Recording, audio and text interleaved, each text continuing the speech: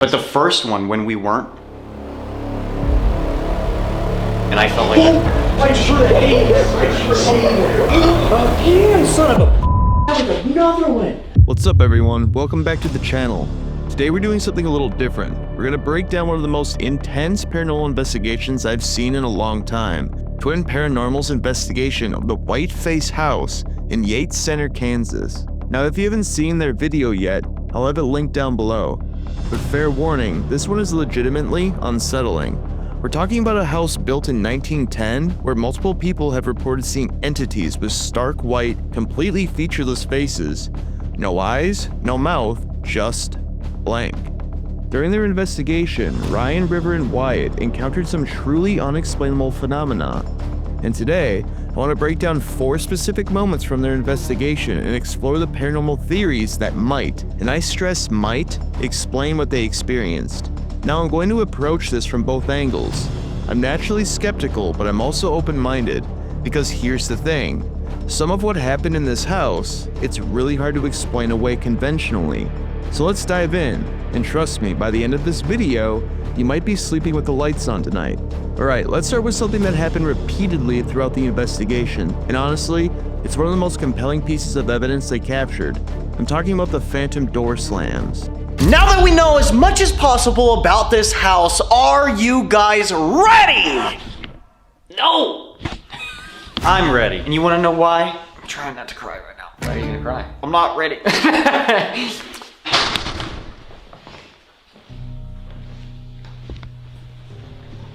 Shut the f up. Hello?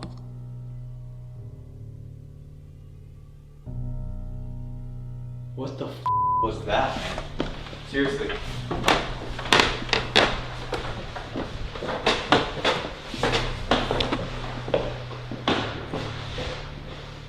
Everything looks the same. If that's not a sign to be we're not ready, I don't know what is. That's scary. I'm still looking. I don't give a f.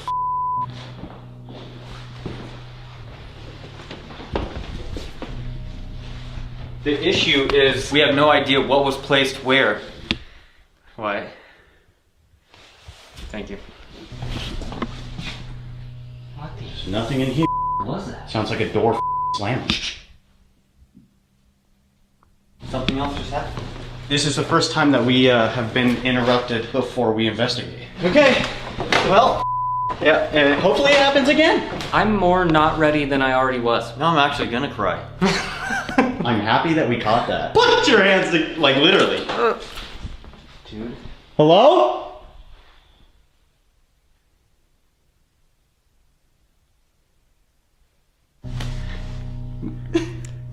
This sucks, dude. This is the worst right now. On the count of 3. 1, 2, buckle my shoe. 3, 4, open the door! Imagine something just happened right now. Literally the thing, just whatever that was.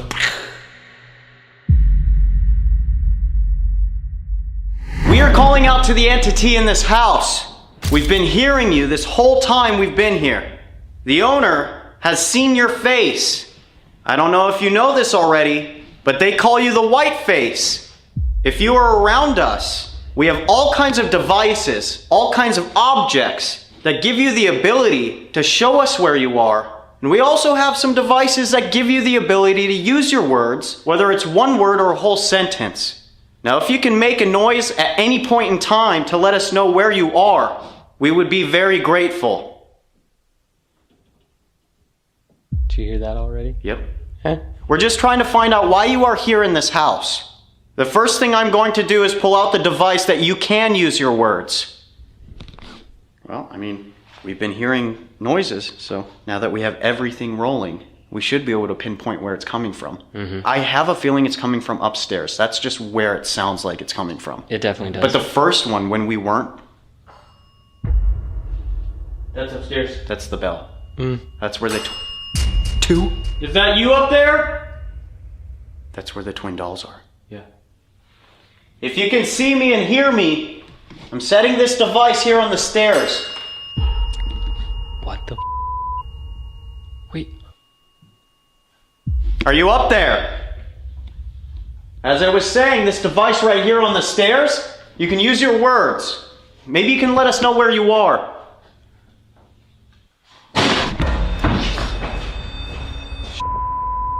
Sorry. Where the is that, man? I don't know. The REM pod and the bell. Was it upstairs? I don't know.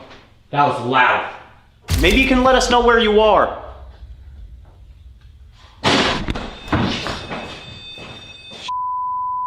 Sorry. Where the is that, man? I don't know.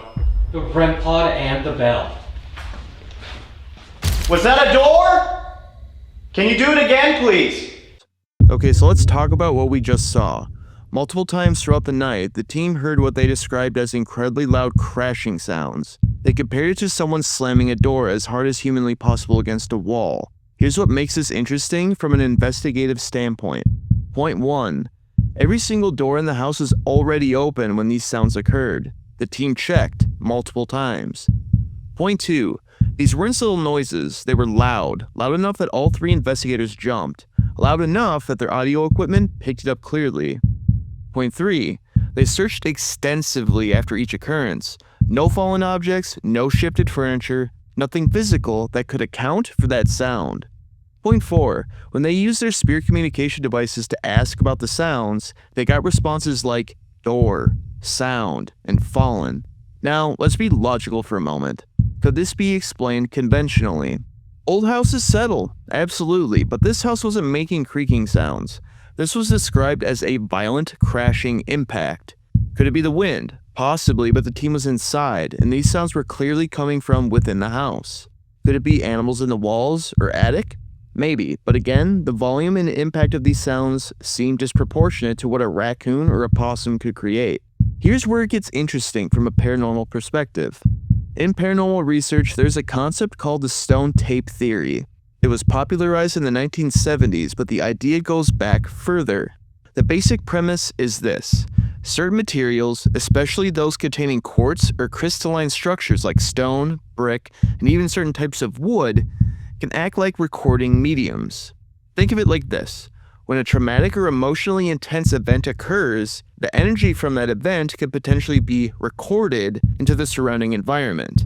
And under the right conditions, changes in electromagnetic fields, the presence of sensitive individuals, certain times a day, that recording can, quote unquote, play back. Now here's why this theory is relevant to the White Face House. We know from the investigation that terrible things allegedly happened in this house. The team received multiple communications suggesting children were there. If, and this is a big if violent deaths occurred in this location, particularly involving doors being slammed during attacks or escapes, that traumatic energy could theoretically be imprinted into the building itself. What the team might have been experiencing wasn't an intelligent spirit trying to communicate, but rather an echo, a playback of past violence, the building itself remembering and replaying its trauma. And here's what makes this theory compelling in this case. The sounds were consistent but not communicative. They didn't respond to questions directly, they just happened, like a recording on a loop. But there's another layer to this. Notice how their spirit communication devices seem to acknowledge these sounds. They got door and fallen as responses. That suggests there might be intelligent spirits present who are aware of these residual sounds. Spirits who might be saying, yes, that's what happened to us. That's the sound of our deaths. So here's the question. Were they hearing the residual echo of past trauma, or were intelligent spirits somehow recreating these sounds to communicate what happened to them? Or, and this is the really unsettling possibility, were they experiencing both simultaneously? The logical part of my brain wants to find a conventional explanation, but I'll be honest with you, I can't think of one that fits all the data. The volume, the repetition, the inability to find a source, and the apparent acknowledgement from spirits through the devices. That's a combination that's hard to dismiss entirely. Alright, this next section is where the investigation takes a genuinely dark turn. We're going to talk about what the team discovered, or rather what they were told about the basement. That was so much activity just now. Holy sh**. We're coming upstairs! You will find things below. You will find things below? We'll find things below. Oh. What are you trying to tell us? What will we find? Wait. 2. I'm like having horrible anxiety. I like when this happens, but it legitimately scares the out of me. Yeah. I mean...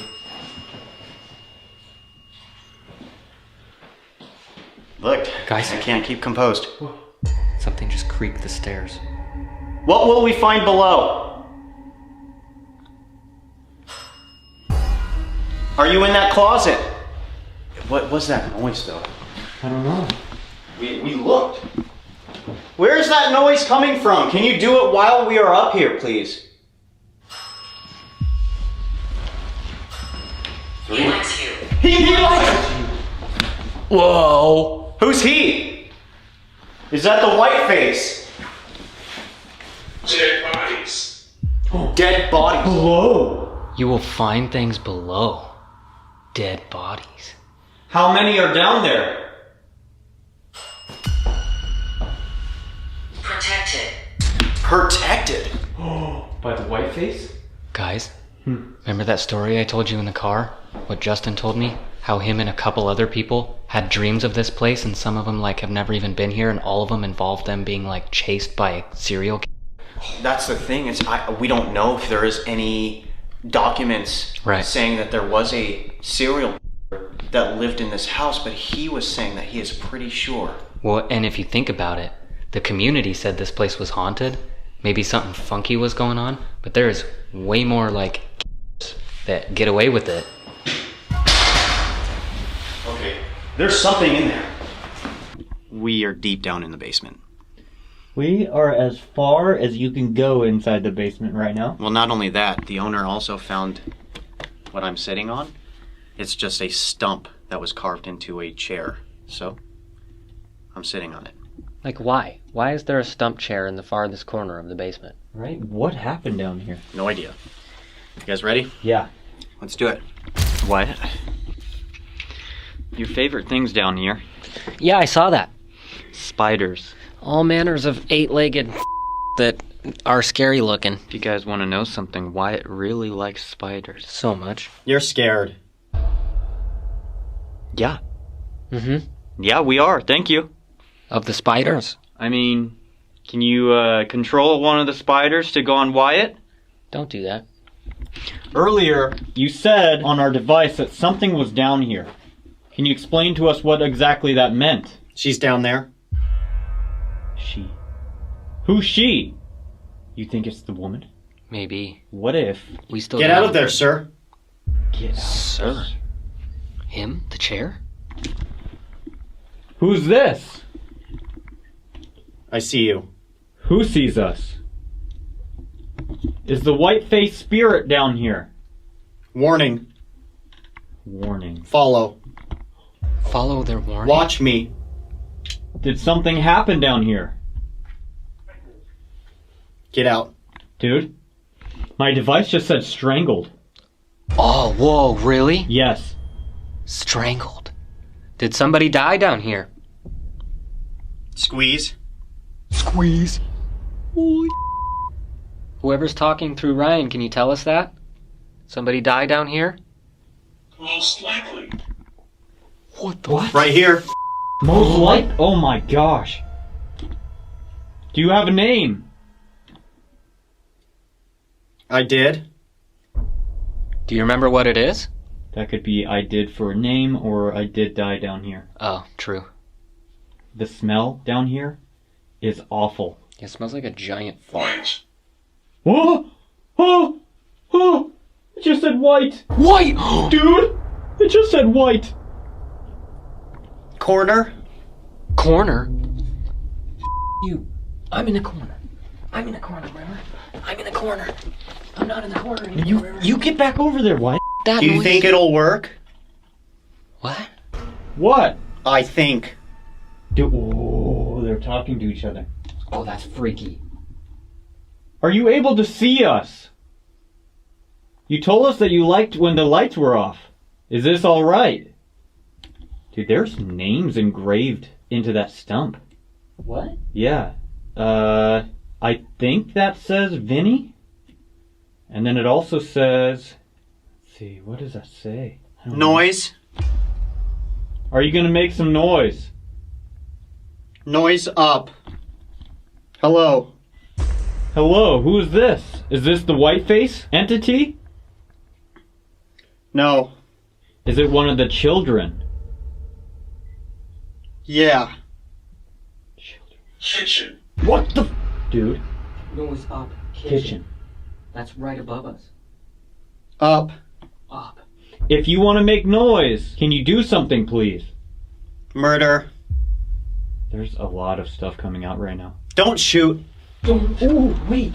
She shot me. Dude, I thought of so much. what? I thought Not of- safe. If you were shot, who did it? She waves. Are you What the? kidding me? Definitely the woman. Content warning here. We're going to be discussing alleged violence against children. If that's difficult for you, feel free to skip ahead to the next section. I'll put a timestamp in the description. Okay, so that was intense. Let's break down what happened there and why it's significant. For those unfamiliar with the Estes method, here's how it works. One investigator puts on headphones playing white noise or radio static at high volume, so they can't hear anything happening around them. Their eyes are typically closed.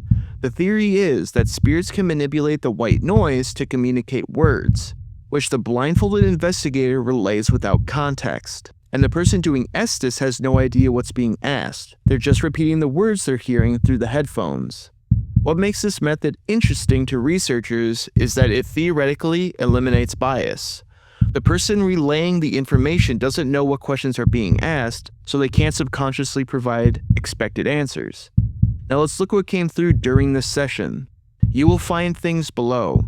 Dead bodies. Basement. They were buried there. Strangled. I was 80. Corner. Smell. And here's the thing. The owner of the house, Justin, confirmed that the basement floor is covered in 8 to 10 inches of ash. He's dug in some areas to try and figure out how deep it goes, but there are corners he hasn't fully explored yet. The deeper sections, they're in the corners, exactly where the spirits kept saying to look. Let's be logical. Could this be coincidence?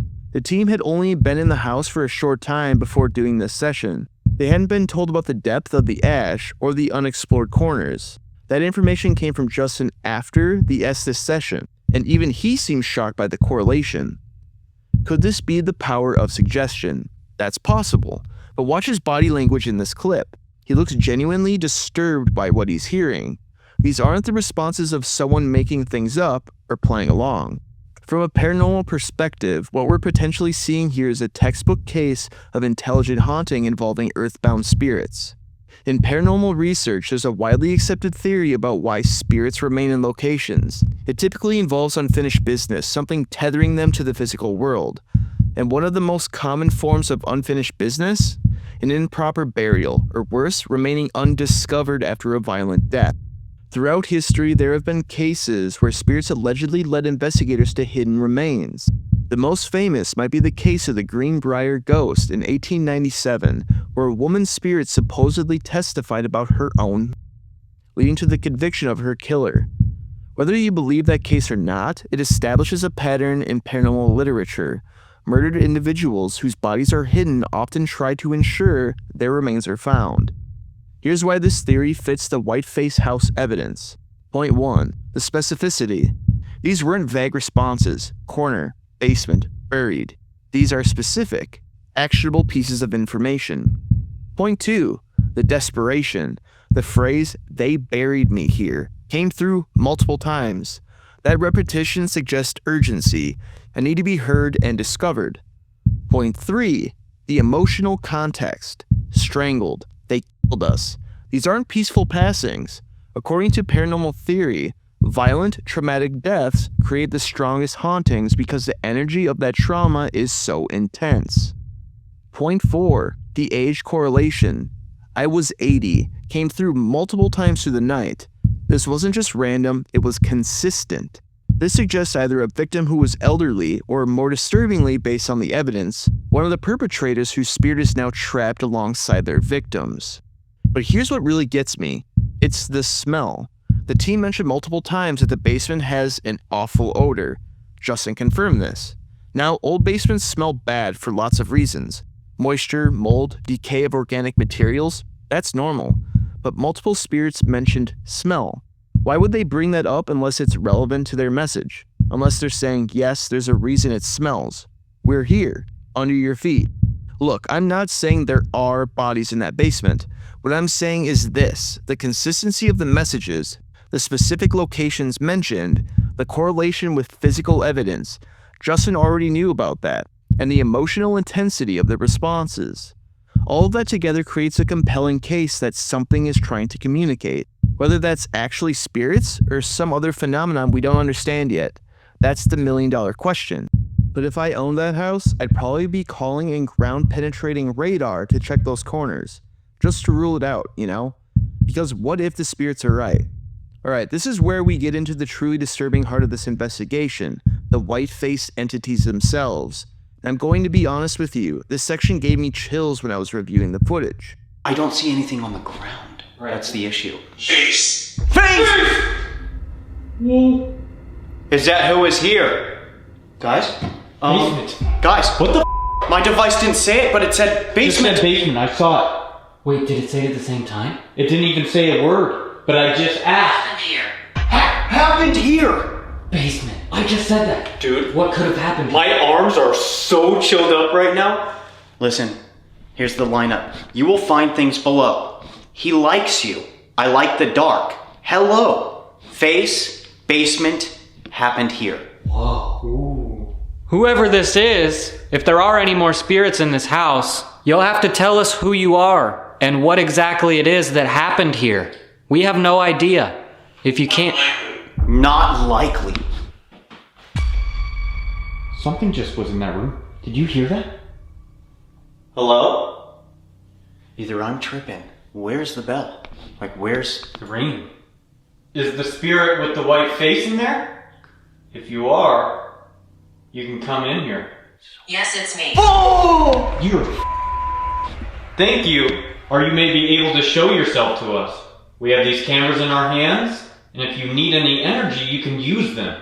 If that's not enough, then I'll give you my energy to use. Definitely the woman. White face? Is the white face the woman? The entity with the white face that the new owners have seen? Is that her? Two. Two? What? Two? Is the white face entity their own spirit? You're wrong. I'm so confused. That doesn't make any sense. Literally. Two. Two. What does two mean? I have no idea. Is there two spirits with a white face? Exactly. There's no way. I mean, it's possible. Where are they right now? In there. In where? Down here? Or upstairs? What? Could you imagine just something crawling down right next to you? I sure could. That's why I did not want to be in the corner anymore. I mean, you're pretty close. I mean, I can look, but I'm not going back to the corner. Oh, okay. Yep, that's fine. They will not tell us much about these things, dude. Are you scared to talk about them? Can't. Why can't you talk about them? Not gonna lie, I wouldn't want to talk about them either. They are not normal. They are not normal. What the hell? What is this? Should we, leave this area? Right now. Right. Holy I'm down, to be honest. Hold on, I got a couple more questions and then let's get out of here. What the I if just... something frickin' shows up and digs its way out of the ground? Why do you gotta say that? I'm just saying. No mouth. Oh! You said that. You literally said that. I said no facial features, right? Yeah. Okay. Oh, whoa. Ugh. Screaming. Scream. Man screaming. I have a few more questions, please, and then we'll listen to your warning. Wrongfully accused. Did multiple children die here? Elderly people. Oh! They were. Earlier I was 80, right? Yes, they were elderly people. Taken over. Outlive. Outlive? Hold on, dude. I'm starting to kind of put something together here. Took them. Oh, Take over, took them. imagine there's an elderly couple here. Something took over them. Listen to him. What the He's right. Do finish what you're saying. Holy These white white-faced figures or something. Kind of manipulated them and caused them to do something bad. Maybe. Or maybe now somehow they are the white-faced figures. Oh, like their spirits were kind of taken? Maybe, I don't know. Okay. I will go into whatever room you're in by myself and take your... Ancient curse. Oh my god! From something here? What if we're dealing with some, like, ancient entities right now? Something that's, like, actually well... It's here. Oh! No way! Dude, it definitely could be. So, it just said 80 again. 80. It's here, 80. I was 80. Okay, so let's talk about what we just witnessed, because this is where the investigation goes from potentially paranormal to genuinely terrifying. Throughout the night, the team made a discovery. There aren't just random spirits in the house. There's a hierarchy. There are child spirits, there's possibly the spirit of an old elderly woman, and then there are these things, the white-faced entities. Let's compile what we learned about them. There are 2 of them. They have white faces with no features. That means no eyes, no mouth, no expression. They cannot or will not speak. Child spirits are afraid of them. They're described as not normal. They're connected to an ancient curse. They somehow took over or possessed an elderly couple. They're referred to as monsters. Now, before we go down the paranormal rabbit hole, let's think logically about what could create these reports. Pareidolia, our tendency to see faces in random patterns, is a real phenomena. In low light conditions, shadows can absolutely create the illusion of faces. That's well documented. But here's the problem. Multiple witnesses have reported seeing these white-faced entities, including the owner Justin and his family. These aren't investigators in the middle of the night hyped up on adrenaline. These are people who live there, seeing these things during normal daily activities. Sleep paralysis could explain some encounters, especially ones happening at night. During sleep paralysis, people often report seeing shadow figures or distorted faces. But again, these sightings are happening when people are awake and active. So if conventional explanations fall short, what are the paranormal theories that might apply here? This is going to sound extreme, but hear me out. In demonology and advanced paranormal research, there's a classification system for entities. You have human spirits, which are ghosts of people who had died, but then you have non-human entities, things that were never human to begin with. These are called by different names depending on the culture: demons, shadow beings, jinn, parasitic entities. What they have in common is this: they're intelligent, they're often malevolent, and they can attach to people or places. Now here's where it gets relevant to the white-face house. The team received messages suggesting an elderly couple who lived in the house were somehow taken over or possessed. The spirits said things like inside them, possessed, took them, and documented cases of severe possession. And I'm talking about cases that have been investigated by religious authorities and paranormal researchers. There's often a physical change in the possessed individual. Their appearance becomes distorted, their eyes change, their facial expressions become wrong somehow, uncanny. What if, and I am speculating here, what if these entities didn't just possess the elderly couple temporarily? What if the possession was so complete, so total, that it fundamentally changed them? Their faces became blank, featureless, white, because their humanity had been completely consumed. And when these people died, perhaps the entities couldn't or wouldn't leave. They're now trapped in the location, still wearing these twisted, featureless forms, neither fully spirit nor fully corporeal, something in between. But there's another layer to this. Remember those Asian artifacts the team mentioned? And more importantly, remember the twin dolls. Justin, the owner, said something crucial. He found these twin dolls in the house. And the moment he picked them up, the entire house started shaking so violently he thought the floor was collapsing. In paranormal research, there's extensive documentation of cursed objects, items that carry attachments, spirits or entities bound to them. The most famous examples are the Annabelle doll and the Dybbuk box. Whether you believe those cases or not, they represent a pattern. Objects can allegedly serve as vessels or anchors for non-human entities. Here's a theory that fits the evidence. What if one of those Asian artifacts or the dolls themselves carried an attachment? What if an elderly couple who lived in that house Perhaps the piano teacher mentioned in the historical records obtained or inherited an object they didn't understand. These entities bound to the object were released or activated. They then possessed the couple, using their bodies to commit terrible acts. The blank white faces represent the complete erasure of their human identities. When the couple died, the entities remained, still bound to the house. And here's where it gets even stranger. Notice the pattern of twos. Two white-faced entities.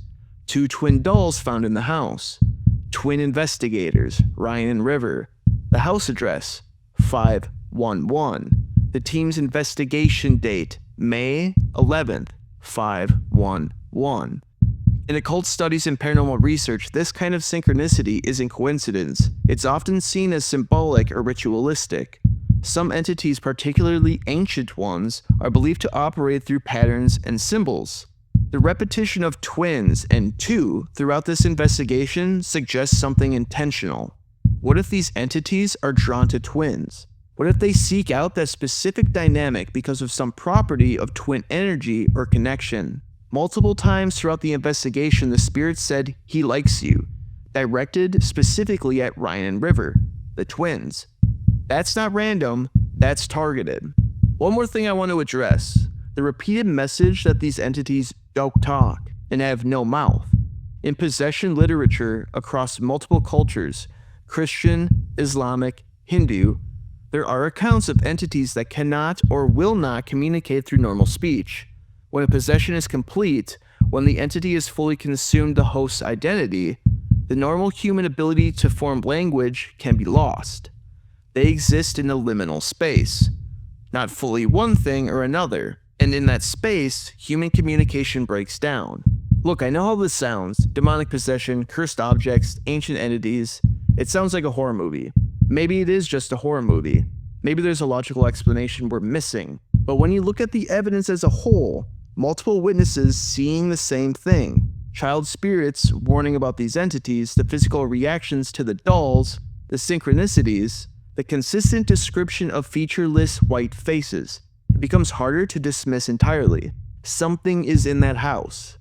Whether it's the spirits of the possessed individuals, non-human entities, or something else entirely, the consistency of the accounts suggests this isn't just imagination or suggestion. It's something real, and it's something that scared experienced paranormal investigators.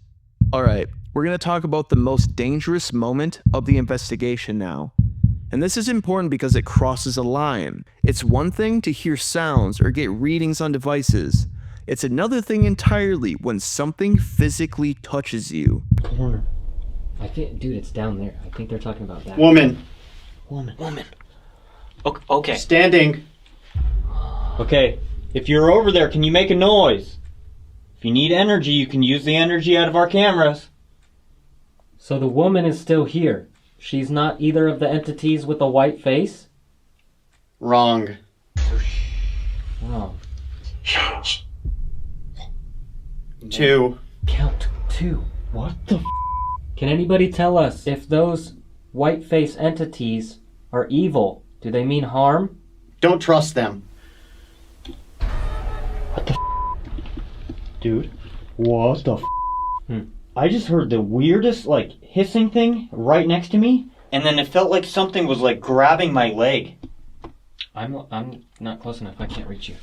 That was weird. I'm not even kidding. It felt like this.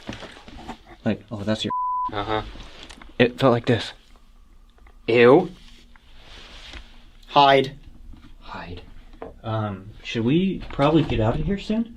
Okay, so let's break down what happened there, because this is a critical moment from both an investigative and a safety perspective. River, while conducting the SS method in the basement, blindfolded, headphones on, completely isolated from environmental input, suddenly reported feeling something grabbed his leg. Not brush against it, not a vague sensation, a grab. And look at his reaction, that's genuine shock. You can't fake that kind of visceral response. In paranormal research, there's a scale of activity intensity. At the low end, you have environmental changes, temperature fluctuations, electromagnetic field variations. In the middle, you have the audio and visual phenomena, voices, shadows, objects moving. But at the high end, you have physical contact. Physical contact is significant because it requires an enormous amount of energy. Most spirits, according to paranormal theory, struggle to affect the physical world at all. Moving a small object is difficult.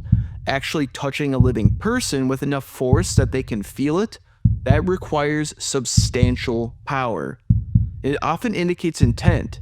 Something wanted to touch River. Something targeted him specifically. Let's think logically. Could River have experienced a muscle spasm or nerve twitch? Absolutely possible. Sitting in an awkward position in the basement, legs might cramp or twitch. And in a heightened state of awareness, that could feel like external contact. Could it have been an insect or a small animal? The basement is old and probably has various creatures living in it. A mouse running across his leg could feel like a grab in the dark. Could it have been psychological? The power of suggestion making him feel something wasn't there. When you're in a dark basement conducting a paranormal investigation, talking about violent deaths, your mind can absolutely play tricks on you. But here's what makes me pause on all of those explanations: the timing and the confirmation. Watch the clip again. River reports the sensation, and almost immediately after, the spirit communication devices start providing context. White comes through. Then, you were in danger. If this was just a muscle spasm or psychological suggestion, why would the devices seem to acknowledge and explain it? That's a hell of a coincidence. From a paranormal perspective, what we might be seeing here is what researchers call targeted attachment or entity fixation. This occurs when a spirit or entity becomes focused on a specific individual. There are usually reasons for this. Energy sensitivity. Some people are naturally more sensitive to paranormal phenomena.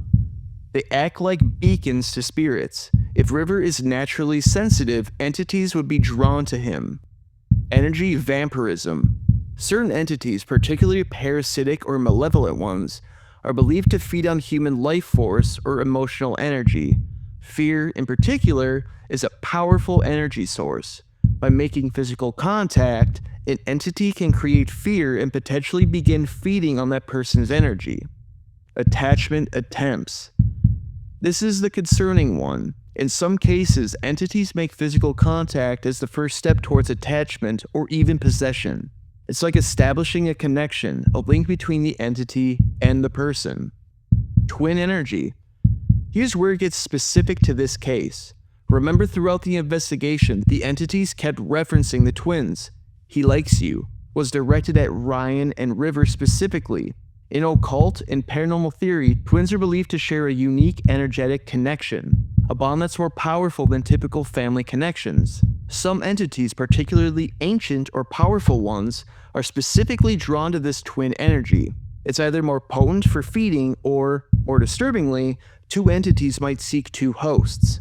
If the white-faced entities were once an elderly couple who were possessed, and if those entities are now looking for new hosts, twin would be the ideal candidates. Two bodies, similar energetic signatures, perfect for two entities to inhabit. What if that grab wasn't just a touch? What if it was a test? An entity checking to see if River was vulnerable, if attachment was possible.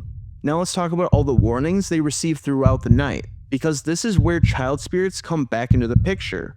Stay away, careful, must leave, not safe, you were in danger, don't trust them. These warnings come from different spirits, seemingly the child spirits who, based on the investigations, are victims of whatever happened in that house. Think about that for a moment. These children, who presumably suffered terrible fates at the hands of the white-faced entities or whoever they possessed, were trying to protect the investigators. They were actively warning them, don't end up like us, get out while you can. And the fact that the warning "you were in danger" came after the physical contact, that suggests the children witnessed an attempt. They saw the entity try something with River, and they were confirming, yes, that was real, yes, that was dangerous, yes, you need to understand what almost happened. Alright, let's bring this all together and talk about what we've analyzed here today. We've looked at 4 key moments from Twin Paranormal's investigation of the white-faced house. The phantom door slams, the basement revelations, the white-faced entities, and the physical attack on River. So what's my final take on all of this? Here's what I'll say. I went into this analysis trying to remain skeptical but open-minded, and having reviewed all the footage, looked at the patterns, examined the evidence, I genuinely don't have a complete conventional explanation that fits everything. Could some of these things be coincidence? Sure. Could some be environmental factors? Absolutely. Could some be the power of suggestion or psychological factors? Definitely possible.